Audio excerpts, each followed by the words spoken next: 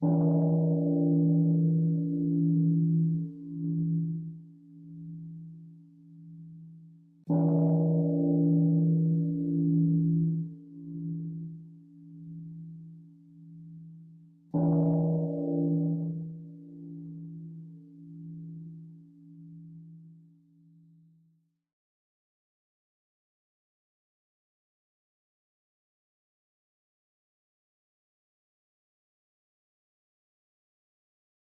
thưa đại chúng, hôm nay là ngày 31 tháng 10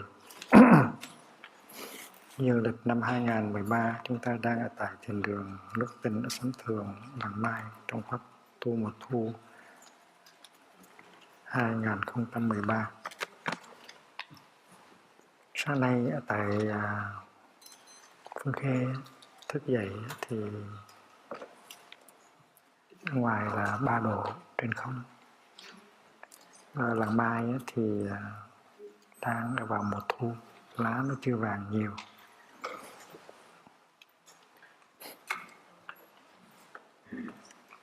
Sáng nay thì có sương mù, nhưng mà khi mặt trời lên thì hết sương. Hôm nay thì thầy có cơ hội sẽ kể lại một ít về chuyến đi vừa qua ở Bắc Mỹ. Và buổi chiều nay có thể là các vị khác sẽ tiếp tục kể. Thầy kể những cái chính thôi. Chuyến đi vừa qua là 2 tháng và 20 ngày. 2 tháng và 20 ngày, gần 3 tháng.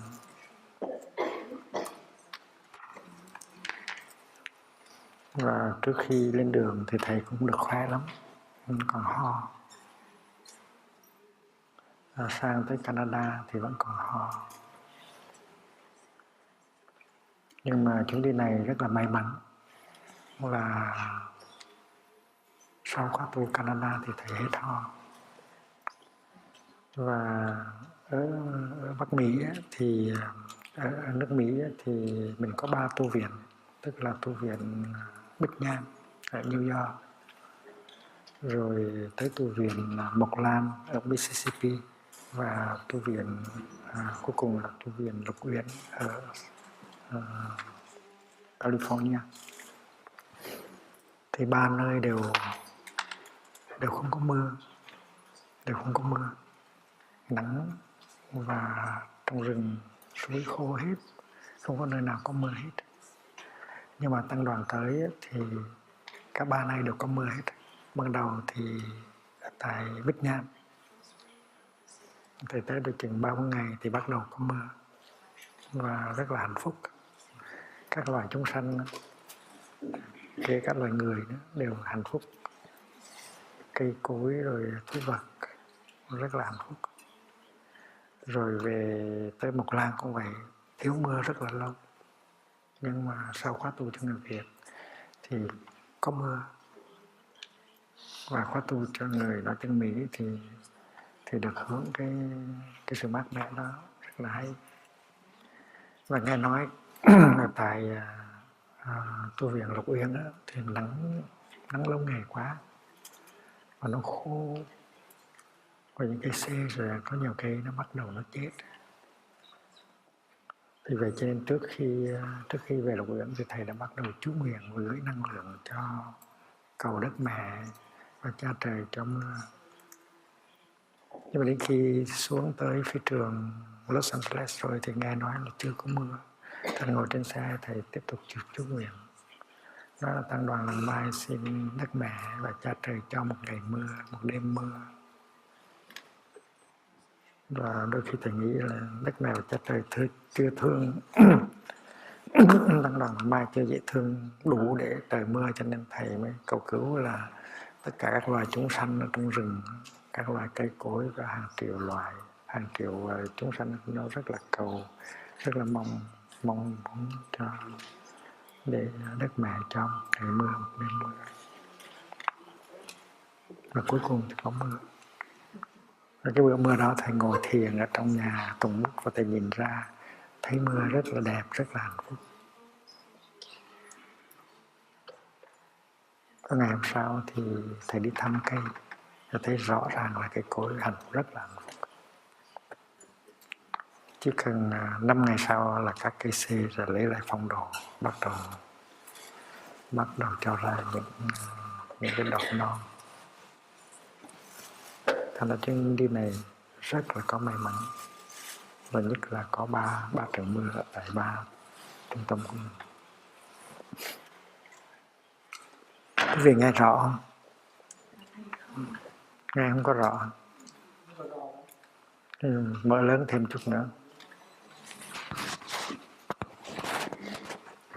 Mở lớn thêm chút nữa. Nghe được chưa? Chuyến đi này có rất nhiều khóa tu, rồi nhiều ngày quán niệm, và nhiều buổi diễn thuyết công cộng. Phái đoàn làm việc rất là nhiều, và các thiền sinh như là quần chúng được hưởng rất là nhiều. Nhưng mà tăng đoàn xuất gia nghe rõ không?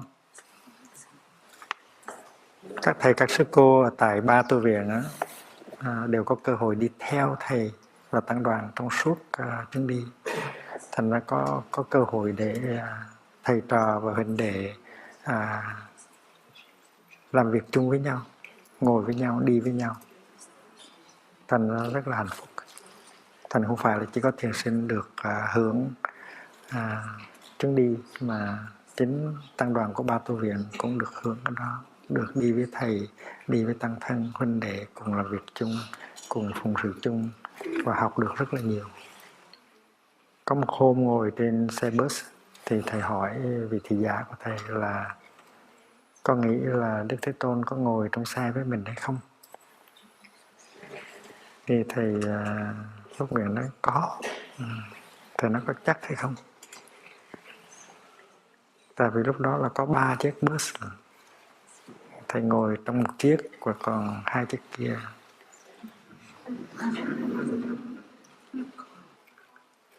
Muốn biết là có buộc ngồi trong xe hay không thì chừng đó cũng là dễ thôi.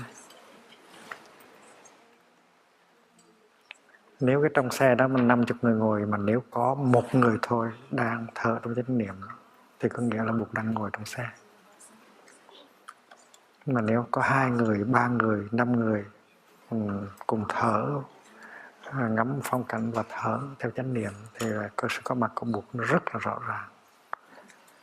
Và nếu tất cả 50 người đang thở thì chuyện đó chuyện rất là hay, nhưng mà chuyện đó sợ nó không có thật. Thành ra thầy có nói rằng là chỉ cần một người, chỉ cần trong xe có một người thở theo chánh niệm thôi là có buộc ở trong xe. Và có buộc trong xe thì tất cả xe đều được bảo hộ bởi cái năng lượng đó, nó có an ninh hơn nhiều.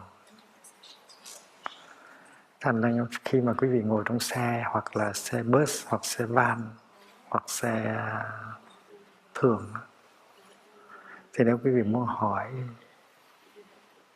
câu hỏi đó là có buộc ngồi trong xe hay không, thì quý vị có thể trả lời được là mình có quyền làm cho buộc có mặt ở trong xe hay là không. Nếu mình thở thì biết chắc rằng có buộc ở ngồi trong xe, và cả xe đều được an toàn hết. Ngồi từ máy bay từ San Francisco về Paris thì thầy hỏi có buộc ở trong máy bay không? Thì câu trả lời rất là rõ, muốn có buộc trong máy bay thì mình chỉ cần thở theo chánh niệm là có buộc ngồi trên máy bay rồi. Cho nên mình có một quyền năng rất là lớn, mình có biết. Và nếu có 2 người thở thì buộc càng rõ ràng hơn nữa, 3 người thở thì buộc càng rõ ràng hơn nữa. Cho nên thầy muốn là các vị từ sống thượng đi sống trung, đi sống hạ, hay là đi sống mới. Ngồi trên xe nên hỏi là trong cái xe này có buộc ngồi với mình hay là không. Thầy nhớ là trong chuyến đi Ấn Độ, do giáo thọ Sang Tâm tổ chức thì mình đi một phái đoàn tới 300 người, và vì vậy cho nên mình có tới 11 chiếc xe bus. Và thầy rất là muốn trên chiếc nào cũng có buộc ngồi hết, chứ không phải là chiếc của thầy mới có buộc ngồi. Cho nên thầy yêu cầu là trên mỗi chiếc xe bus đều có một cái chuông.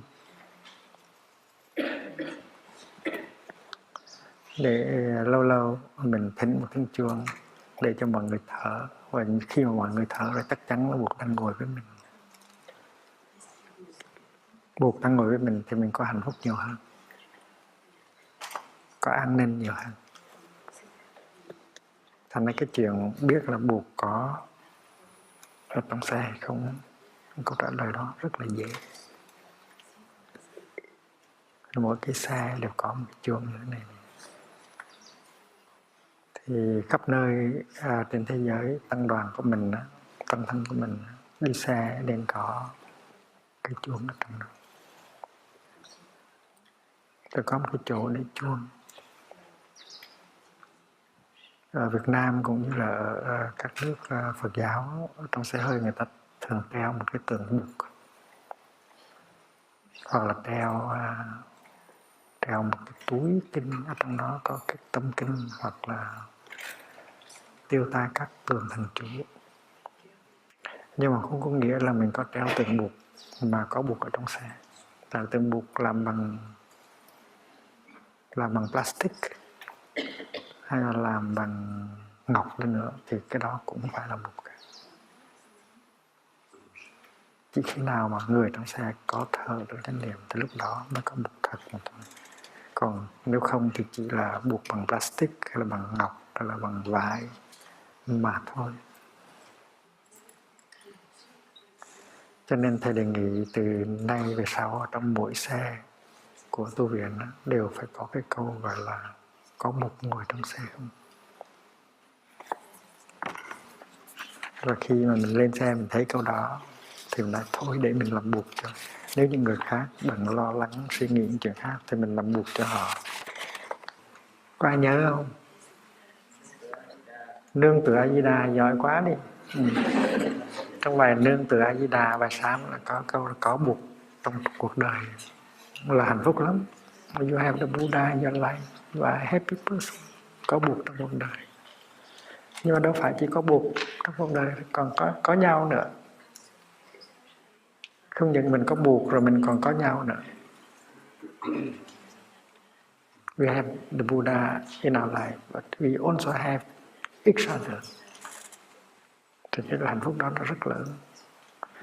Cho nên khi mà mình thinh tiếng chuông thì mọi người không có nói chuyện nữa, không suy nghĩ nữa, mà thở. Và ý thức được rằng mình có Bụt trong cuộc đời và mình còn có nhau. Thì hạnh phúc rất là nhiều. Và từ nay về sau trên mỗi xe, hoặc là xe bus, hoặc là xe van, hoặc là xe thường, đều nên có cái câu đó hết và nên có cái chuông.